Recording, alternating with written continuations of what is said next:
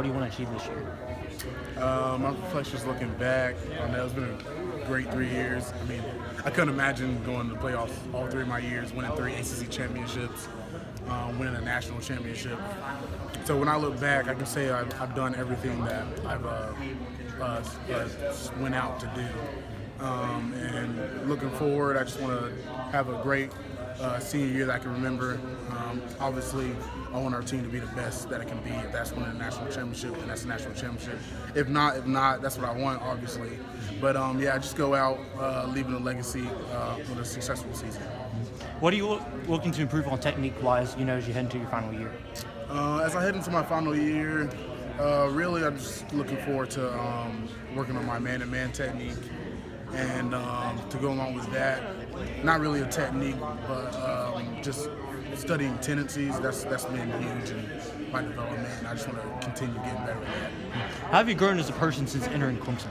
How I've grown as a person? I'm definitely a lot more mature. That'd be the biggest thing. I'm a lot more patient. I'm not antsy. I like to go get things, but at the same time, I let them come to me. I don't try to overstress things. How do you balance being a student and an athlete at the same time? It's tough, definitely. It's tough. You gotta just figure out what do you have to sacrifice. You're gonna have to sacrifice something. So if that's social life, if that's sleep, something's got to go. And just figuring out what balance that is and what you have to sacrifice is how you do it. Did you ever have a moment to where you figured out, I need to sacrifice this, and then you sacrificed it, or was it something you just come in knowing you needed to do and just doing it from the start? It's something that you grow into. You first get here, you're not going to know exactly. It's not like a set plan. It's just whatever you've learned over the course of your years.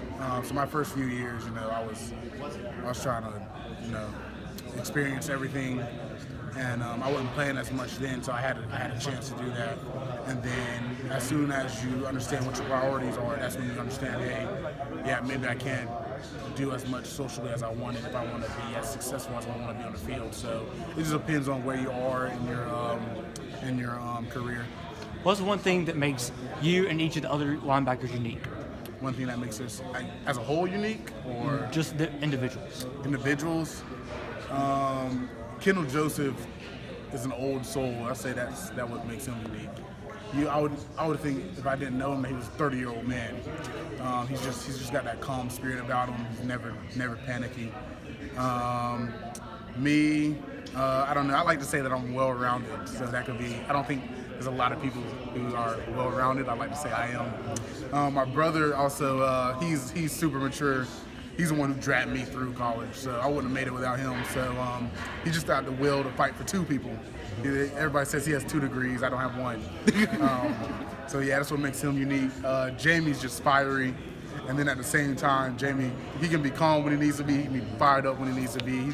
He's close to being well-rounded. He's still young though, so he can get a little antsy and whatnot. What makes Trey unique is he's huge, obviously. Dude's a stud. He's 240 pounds, has a 6-pack. So yeah, Chad, was a Spark champion, as athletic as it gets.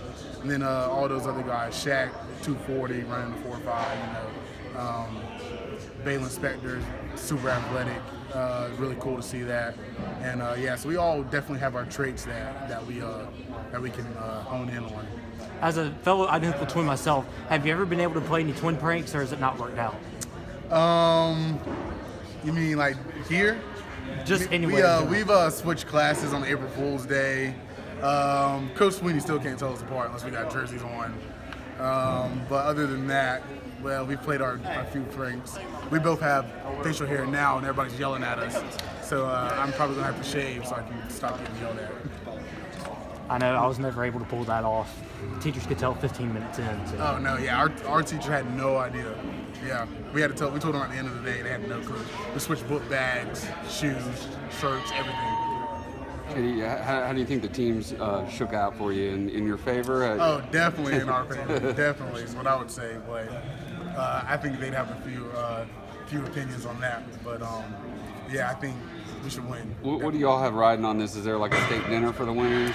The winner gets Monday workouts off, so Nice incentive there. get to sleep in.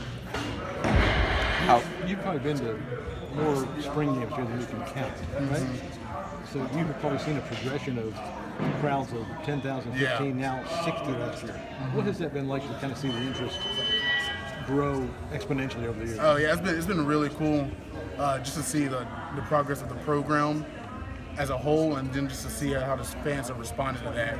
So back in the 2008 and 9 days, where we weren't doing as well we wanted to, seeing just the tiny crowds, and then seeing us mature and transform into this college football national championship contender, and then seeing the fans come with us. Not that they weren't there before, but they're more willing to show their support because we've handled what we've needed to do. So it's been really cool. Do you ever think to yourself, hey, this is practice? I can't believe this many people are showing up to watch us. Yeah. At the end of the day, it's definitely a glorified scrimmage, but it's cool to actually treat it like a game. Put on the game, please, game jerseys. Go out there and act like it's an actual game. Obviously.